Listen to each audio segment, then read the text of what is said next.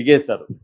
దిగేసినాక మళ్ళీ సీసీటీవీలంతా వాళ్ళు రైల్వే స్టేషన్లో సీసీటీవీలు వీళ్ళు ఎక్కడికి వెళ్తున్నారు అనేది ఫాలో అవ్వడానికి సీసీటీవీలు దాదాపు మొత్తం 350 సీసీటీవీలు చూశారు వీళ్ళు అన్నీ కలిపి.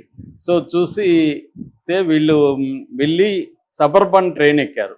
సబర్బన్ ట్రైన్ వచ్చి తాంబరం వైపు వెళ్తుంది. అంటే చెన్నై సౌత్లో ఉంటుంది తాంబరం వెళ్తుంది. అక్కడ తాంబరం దాటి గుడివంచేరి అని ఒక ఏరియా ఉంది. గుడివంచేరిలో వీళ్ళు దిగారు. అక్కడ ఆటో ఎక్కారు. వీళ్ళ ఆటో డ్రైవర్ని పట్టుకున్నారు పోలీసులు. ట్రాక్ చేసి అక్కడ సీసీటీవీలు చూసి ఆటో డ్రైవర్ని పట్టుకుని అతన్ని అడిగారు. అతను తీసుకెళ్ళి ఎక్కడ దించాడో అక్కడ మసీదు వీధి అని ఉంటుంది. ఆ మసీదు వీధిలో ఒక ఇంటి దగ్గర మేము దించానని అతను చూపించాడు తీసుకెళ్ళి. సో వీళ్ళు వెళ్ళి ఆ ఇంటికి వెళ్ళారు. ఆ ఇల్లు లాక్ చేసి ఉంది. సో పక్కన వాళ్ళని అడిగారు, ఇక్కడ ఎవరు ఉంటారంటే వాళ్ళు అస్సామా ఒరిస్సా కరెక్ట్గా మాకు తెలియదండి, వాళ్ళు ఎవరు ఇద్దరు ఉంటారని తమిళ వాళ్ళు వాళ్ళకి చెప్పి, ముగ్గురు ఉంటారు మొత్తం, ఇద్దరు ఆడోళ్ళు ఒక మగ అతను ఉంటాడు. అడిగితే భార్యాభర్తలు వాళ్ళ దాని ఏమంటారు వాళ్ళ సిస్టరు, అతని సిస్టరు అతని భార్య కలిసి ఉంటారని చెప్పారు. వాళ్ళ భాష మాకేం అర్థం కాదు, వాళ్ళతో మాకేం కనెక్షన్ లేదని చెప్పారు. దాంతో వీళ్ళు లాక్ని బద్దలు కొట్టి లోపలికి వెళ్ళి చూస్తే లోపల స్టవ్ మీద పెట్టి ఒక పాత్రలో ఉడికిన బిర్యానీ లాంటిది, అంటే మైదా పిండి, వెజిటబుల్స్, ఈ విమెన్ దేహం. ఎందుకంటే ట్రాలీ బ్యాగ్లో కూడా వీళ్ళు అక్కడ ఓపెన్ చేశారు. రైల్వే పోలీసు ఓపెన్ చేస్తే తలలేని మొండెం పార్ట్లుగా కట్ చేసి ఆ బ్యాగ్లో పెట్టున్నారు. అందులో నుంచే రక్తం కొద్ది గారింది, స్మెల్ కూడా వస్తుంది. ఇదంతా కూడా ఎప్పుడు జరిగింది? ఆగస్టు 5న జరిగింది. అంటే దాదాపు 3 వారాలకు ముందు జరిగింది. ఇప్పుడు ఎందుకు చెప్పుకున్నా అంటే ఇప్పటికీ వీళ్ళని పట్టుకోలేదు. నిన్న ప్రెస్ మీట్ పెట్టి మొత్తం ఇప్పటివరకు జరిగింది చెప్తున్నారు. సో అలాగా ఆగస్టు 5 జరిగింది. అక్కడ నుంచి ఇంటికి వచ్చినప్పుడు ఇంట్లో మిగిలిన భాగాలు కొన్ని, ఆమె మొత్తం భాగాలు ట్రాలీలో లేవు, కొన్ని అక్కడ ఉన్నాయి, కొన్ని ఏమో ఇక్కడ పెట్టారు, ఉడకబెట్టారు, ఎముకల్ని సపరేట్ చేశారు. తల ఇప్పటి వరకు ఎక్కడ ఉందో దొరకలేదు.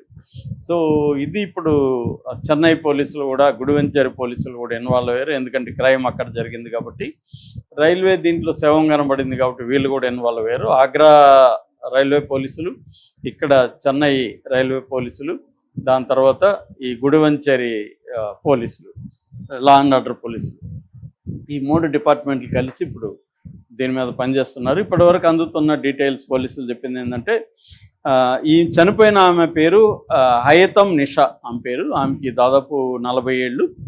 ఆమె ఒరిస్సాకు సంబంధించింది. ఒరిస్సాలో జన్వర్ ఖాన్ అనే వాళ్ళ భర్త ఉంటాడనమాట. జగత్ సింగ్ పూర్ అని ఒరిస్సాలో వీళ్ళ ఊరు. అక్కడి నుంచి వచ్చి ఇక్కడ పనిచేసుకుంటున్నారు. ఈ తాంబరం, ఈ గుడివంచేరి ఈ ఏరియాలో ఎక్కువగా ఒరిస్సా నుంచి, అస్సాం నుంచి వచ్చిన పని చేసుకునే వాళ్ళు ఎక్కువ ఉంటారన్నమాట. సో వీళ్ళు కూడా అక్కడ సబర్బన్ అంటారు దీన్ని, అవుట్స్కర్ట్స్లో ఉంటుంది సిటీకి, అక్కడ పని చేసుకుంటూ ఉన్నారు. ఈమె వాళ్ళతో ఎందుకుందంటే రూమ్ షేరింగ్ కోసం. వాళ్ళు ఏంటంటే ఈ కూలీలు, చిన్న చిన్న జాబ్స్, షాపుల్లో పనిచేయడం, ఇట్లా చేసుకునే వాళ్ళకి జీతాలు ఎక్కువ ఉండదు, 20,000 30,000 కంటే ఎక్కువ ఉండదు. సో వాళ్ళు అందుకని షేరింగ్ పెట్టుకుంటుంటారు. అలాగా వీళ్ళతో షేరింగ్లో ఆమె ఉందని, వీళ్ళకి ఆమెకి ఎటువంటి గొడవలు వచ్చాయనేది తెలియదు.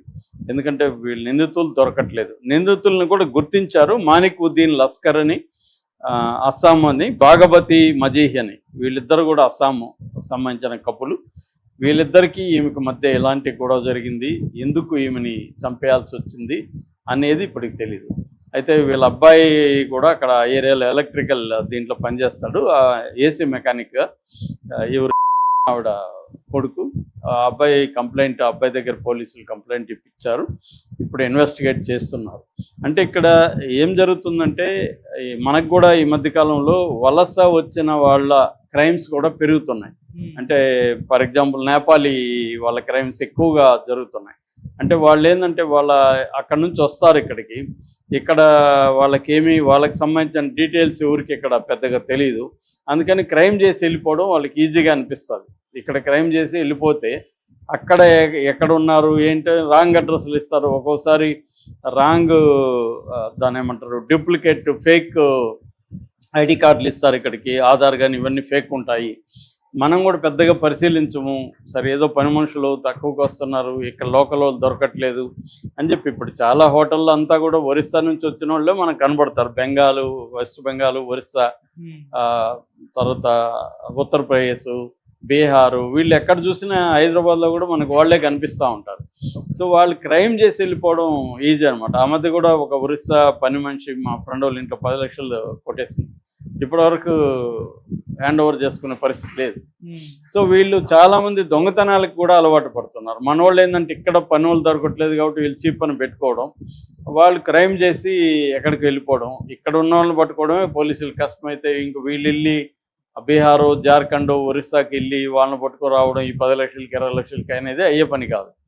అది జరగదు. ఇప్పుడు నేపాల్ వాళ్ళు గ్యాంగు ఆ మధ్య మాజీ పోలీస్ ఆఫీసర్ భార్యని ఇప్పటివరకు వాళ్ళని పట్టుకోలేదు. అంత పెద్ద హడావిడి చేశారు, అందరూ వచ్చారు, మేము అది చేస్తాం ఇది చేస్తాం ఉన్నారు. ఇప్పటివరకు మహిళ ప్రధానంగా నడిపించిన దొంగతనం కమ్ము హత్య. అలాగా వీళ్ళకి ఏంటంటే ధైర్యం, మనం ఇక్కడ చేసి వెళ్ళిపోతే వీళ్ళు వచ్చేది లేదు, అక్కడ ఇది లేదు, జరిగేది లేదు, మనం చేయొచ్చు అన్న ఒక ఇది ఉంది. అలాగే వీళ్ళు ఏమన్నా క్రైమ్ చేసి ఆ క్రైమ్లో వచ్చిన దాన్ని పంచుకోవడం వల్ల గొడవలు వచ్చాయా అన్న యాంగిల్లో కూడా పోలీసులు చూస్తున్నారు. సో వీళ్ళు ఇద్దరు దొరికితే కానీ విషయం ఇప్పుడు ఇది లేదు. వాళ్ళిద్దరు ఇప్పుడు ఎక్కడికి వెళ్ళిపోయారు, అస్సాం వెళ్ళిపోయింటే కూడా ఇప్పుడు తమిళనాడు పోలీసులు వెళ్ళి అస్సాంలో వెతికి పట్టుకోవాలి. అంత ఈజీ వ్యవహారం కాదు. రెండోది విక్టిమ్స్ వైపు నుంచి ప్రెజర్ పోలీసుల మీద ఉంటే కొంత కేసు ముందుకెళ్తుంది. విక్టిమ్స్ వైపు నుంచి కూడా ఉండే అవకాశం లేదు. ఎందుకంటే ఒరిస్సాలో ఉంటారు వీళ్ళ ఫ్యామిలీ. ఇప్పుడు ఇంకా ఆమె ఎలాగూ చనిపోయింది, ఇప్పుడు ఇంకా మీరు మా వైపుని చంపిన వాళ్ళని పట్టుకోండి అని అతను తిరగలేడు. అతనుకున్న ఆర్థిక పరిస్థితి రీత్యా అతను చెన్నై వచ్చి ఇక్కడ హోటల్లో రూమ్ తీసుకొని పోలీస్ స్టేషన్కి వెళ్ళి ఇవన్నీ చేసే పరిస్థితి ఉండదు. అందుకని ఇలాంటి కేసుల్లో నిందితులు దొరకడం కూడా చాలా కష్టం. ఇది తమిళనాడు ఎక్స్ప్రెస్. ఇది తమిళనాడు అంటే మద్రాసు, చెన్నై సెంట్రల్ నుంచి బయలుదేరి ఢిల్లీకి వెళ్తుంది.